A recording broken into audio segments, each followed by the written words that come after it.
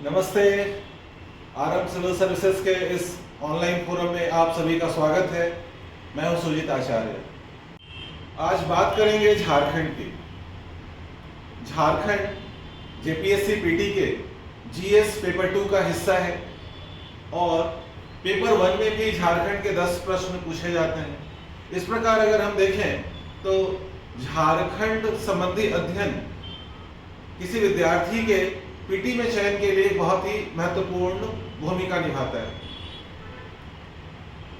झारखंड के विषय पर अगर एक समग्र रूप से ध्यान डाला जाए तो हम पाते हैं कि झारखंड अध्ययन के अंतर्गत शामिल है मुख्य रूप से झारखंड की संस्कृति, झारखंड का इतिहास, झारखंड का भूगोल, अर्थव्यवस्था, यहाँ के खनिज, पर्यावरण, आर्थिक विकास की स्थिति, सामाजिक विकास की स्थिति आदि। इन्हीं पर पूरा विषय, पूरा सिलेबस छोटे छोटे खंडों में बटा हुआ है। तो मेरा आपसे आग्रह है कि जब एक बार सिलेबस पर फोकस होकर हम लोग एक एक छोटे छोटे खंड का अध्ययन करेंगे, उससे पहले झारखंड के बारे में कुछ मूलभूत बातों को कुछ समग्रता में जान लें। जैसे झारखंड की संस्कृति अपने आप में विशिष्ट है। क्यों विशिष्ट है? यह कंपोजिट कल्चर का, एक सम्मिश्रित संस्कृति का अद्भुत उदाहरण है। अगर आप देखेंगे झारखंड को, यहाँ 32 जनजातियां, सदान, नवसदान, अनेक तरह के सामाजिक समूह हैं। तो इससे झारखंड अपने आप में नृजातीय अध्ययन का एक नर्सरी हो जाता है एक प्रकार से। आपको अचरज होगा जानकर कि एंथ्रोपोलॉजी विषय को लेकर खासकर भारत के जिन रिसर्चर्स को भी अध्ययन करना होता है वह निश्चित रूप से झारखंड का रुख करते ही हैं और यही बात झारखंड अध्ययन को विशिष्ट बनाती है। आपको झारखंड के समाज, झारखंड की संस्कृति, झारखंड के समूह, समुदाय की विशिष्टता अगर एक सामान्य रूप से एक बार मालूम हो तो उसको ध्यान में रखकर आगे का अध्ययन आसान हो जाता है और इसी को आप कह सकते हैं झारखंड अध्ययन की पृष्ठभूमि या उसका पूर्व पक्ष। एक प्रकार से यह झारखंड अध्ययन के लिए बैकग्राउंड है। तो आज हम लोग इसी विषय पर पहले चर्चा करेंगे और फिर आगे की चर्चा, अगले एपिसोड से जो चर्चा होगी वह एक एक चैप्टर के ऊपर होगी और प्रत्येक चैप्टर के ऊपर आपको विशिष्ट रूप से वीडियोस मिलते रहेंगे। झारखंड के सामुदायिक और सामाजिक विकास के स्तर, उसके विभिन्न आयाम, डायमेंशंस आदि को समझने के लिए एक बहुत ही महत्वपूर्ण सिद्धांत है एलिस मॉर्गन का उद्विकासीय सिद्धांत, इवोल्यूशनरी थ्योरी। एलिस मॉर्गन अपने सिद्धांत में बताते हैं कि मानव सबसे पहले जंगली अवस्था में था। जंगली अवस्था से विकसित होकर मानव बर्बर अवस्था में, बर्बर अवस्था से सामुदायिक अवस्था और सामुदायिक अवस्था से आगे विकसित होकर औद्योगिक अवस्था तक पहुंचा।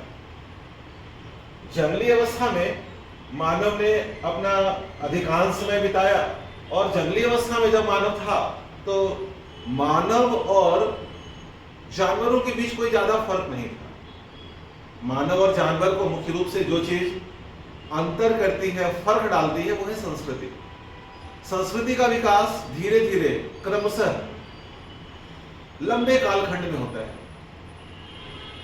अलग अलग समाजशास्त्रियों ने, नृविज्ञानियों ने, एंथ्रोपोलॉजिस्ट ने संस्कृति को कहा है कि यह मानव का सीखा हुआ व्यवहार है। तो जैसे जैसे मानव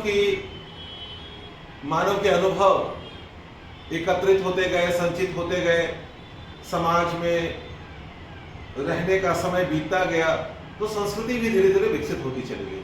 जंगली अवस्था में संस्कृति का अभाव, परंतु बर्बर अवस्था में कुछ सांस्कृतिक तत्व विकसित हो जाते हैं,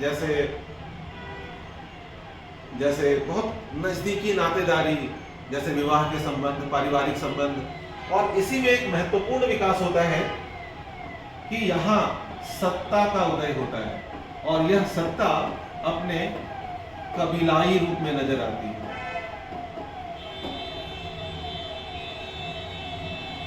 यहाँ बर्बर का अर्थ ये कतई मत लेंगे कि यह बहुत ही खून खराबा वाले लोग हैं। यहाँ बर्बर का बार्बरिक शब्द का एकेडमिक मीनिंग है। इसका अर्थ है ऐसे संगठित होकर रहने वाले लोग जो गुटों में है, समूह में है, ये बात सही है कि कुछ हथियारबंद भी है, और ये हथियार वो आज वाले हथियार नहीं है, कुछ भाले बर्छे हैं, पत्थर है, लकड़ी है, गड़ासे हैं, इन चीजों का प्रयोग करके आपस में इनके बीच भिड़ंत भी हो रही है। परंतु यह मुख्य रूप से खाद्य संग्राहक हैं, हंटर एंड गैदरर कम्युनिटी के लोग हैं, एक जगह से दूसरे जगह लगातार घूम रहे हैं, इन्हीं नोमैडिक लोग हैं, घुमंतु लोग हैं। इनके जीवन का मूल आधार, जिसके ऊपर इनका जीवन चल रहा है, वह है जंगल से मिलने वाले संसाधन, जैसे वन्य जीव, उसका शिकार, लघु वन उत्पाद का संग्रह आदि। बर्बर अवस्था के अंतर्गत ही मॉर्गन रखते हैं जनजातीय समाज। जनजातीय समाज में आज भी तो यही माना जाता है ना, मुख्य रूप से, कि यह प्रकृति के करीब है, जंगल इनका मुख्य ठिकाना है, जल जंगल जमीन स्लोगन भी है। झारखंड में जनजातीय समाज को मुख्य रूप से दो भाग में बांट सकते हैं। एक वह जो आज भी आदिम जनजीवन का चित्र प्रस्तुत करते हैं, उन्हें आदिम जनजाति कहते हैं, और जिन लोगों ने कुछ कृषि कार्य सीख लिया है या फिर कुछ दस्तकारी यानी हाथ से किए जाने वाले काम सीख लिए हैं, तो उन्हें हम सामान्य जनजाति कहते हैं। ये फर्क मुख्य रूप से आर्थिक विकास की दशा का है।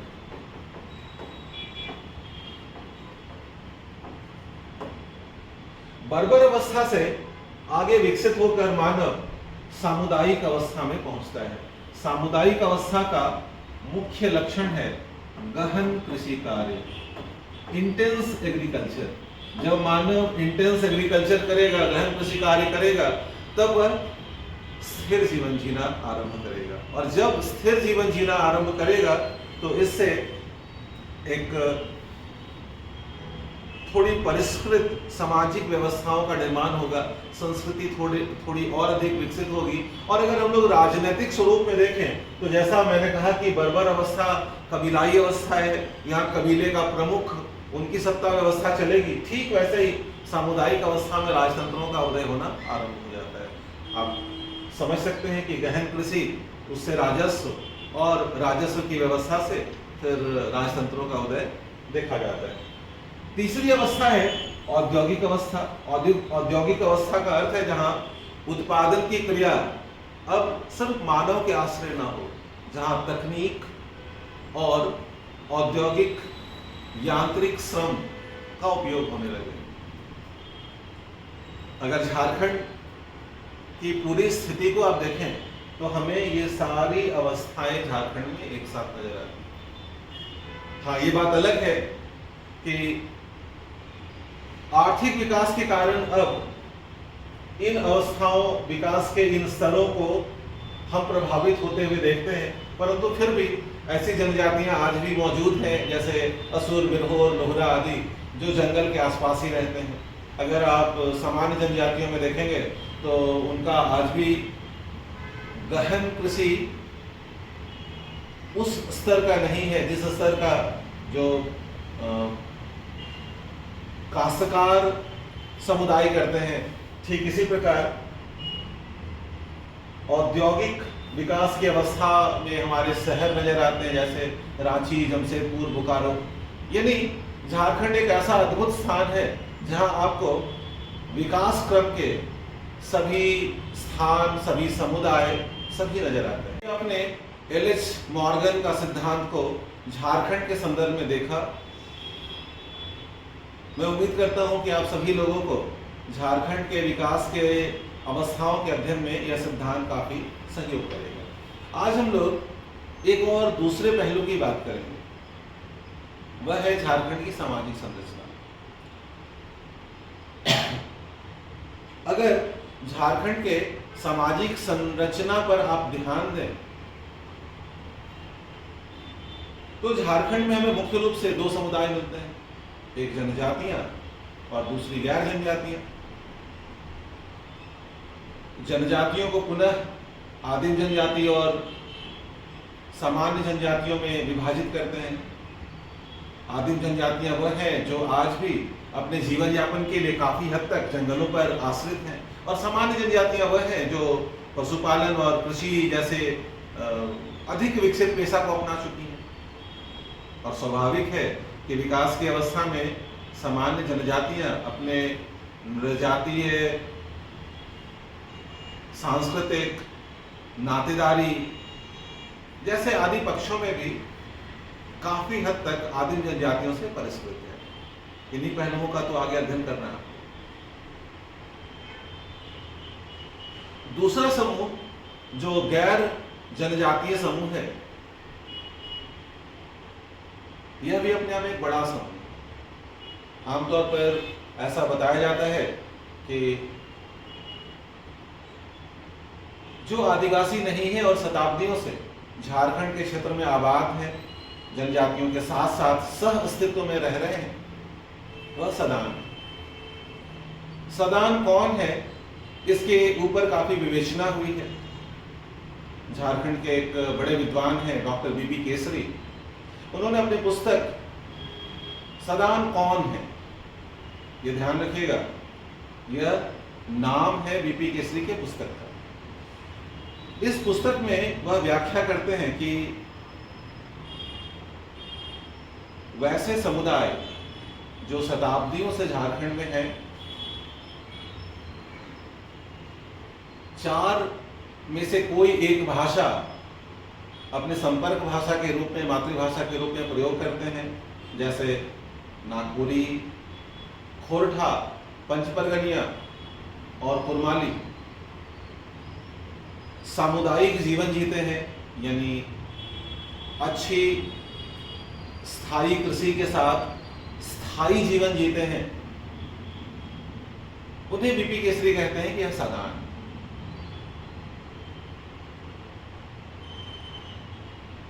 सदान के अतिरिक्त कुछ ऐसे भी समुदाय हैं जिन्हें आप नवसदान कह सकते हैं। नवसदान शब्द का प्रयोग एक नवीन प्रचलन है, और ऐसे लोगों के लिए इस शब्द का प्रयोग करते हैं जो ब्रिटिश काल में या उसके बाद के काल में भी झारखंड के क्षेत्र में आकर बस गए, और उन्होंने झारखंड के रीति रिवाज, तौर तरीके, परंपराएं, झारखंडी भाषाओं को अपना लिया और यहाँ की संस्कृति में रच बस गए। ऐसे लोग झारखंड में नवसदान भी कहे गए। ने 2 मुख्य बिंदुओं पर बात की। पहला, उद्विकासीय दृष्टि से समाज का विकास कैसे हुआ है, और उस दृष्टिकोण पर हम झारखंड के सामाजिक सामुदायिक विकास को किस प्रकार से देख सकते हैं, जो मैंने एल.एच. मॉर्गन के सिद्धांत के अनुसार झारखंड की व्याख्या करके आपको बताया। और दूसरा, झारखंड की सामाजिक संरचना, इंग्लिश में कहते हैं सोशल स्ट्रक्चर ऑफ झारखंड। आप इन दोनों चीजों को ध्यान में रखकर आगे का सिलेबस पढ़ेंगे तो आपको पढ़ने में बहुत सहूलियत होगी, और इसीलिए मैंने पहले इसी विषय वस्तु का चयन किया कि आगे जब आप सिलेबस का अध्ययन करें तो आपको यह पृष्ठभूमि उसके अध्ययन में सहायता उपलब्ध कराते रहे। यहाँ पर मैं एक बात पर जोर देना चाहूँगा कि अक्सर झारखंड के अध्ययन में लोग रटने का प्रयास करते हैं। आप मेरे वीडियो के साथ जुड़े रहिए, और मैं आपको आश्वस्त करना चाहूँगा कि आपको रटना नहीं पड़ेगा।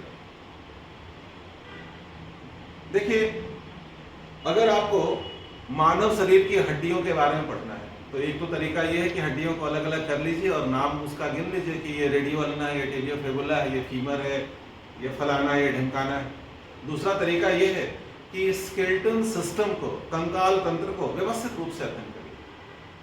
हमारा अप्रोच रहेगा कि झारखंड को एक व्यवस्थित रूप से पढ़ा जाए, और आवश्यकता पड़ने पर समाजशास्त्र, इतिहास और एंथ्रोपोलॉजी की अवधारणाओं का भी प्रयोग किया जाए, और इससे आप अपने समझ का प्रयोग कर पाएंगे, और जो चीज़ आपके अंडरस्टैंडिंग में होती है, जो आपके समझ का हिस्सा होता है, वह कॉग्निटिव पार्ट से कहीं बेहतर होता है।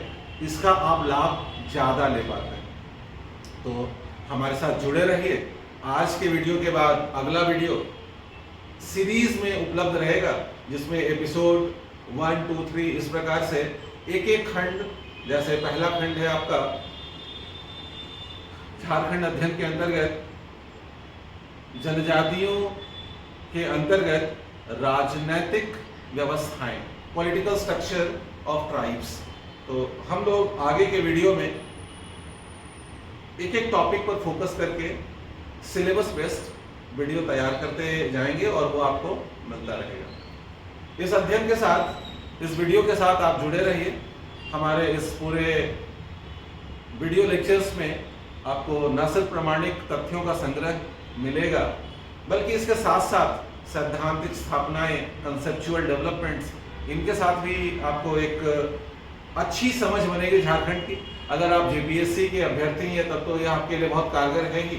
अगर आप एक सामान्य व्यक्ति भी हैं, झारखंड को समझना चाहते हैं, झारखंड को जानना चाहते हैं, झारखंड के समाज में आपकी रुचि है, झारखंड कैसा है और ऐसा है तो क्यों है, और इसे कैसा हम समझते हैं और यह वास्तव में कैसा है, अगर इन प्रश्नों को भी आप डिकोड करना चाहते हैं, इसे आप जानना चाहते हैं, तो हमारे इस वीडियो लेक्चर के साथ जुड़े रहिए।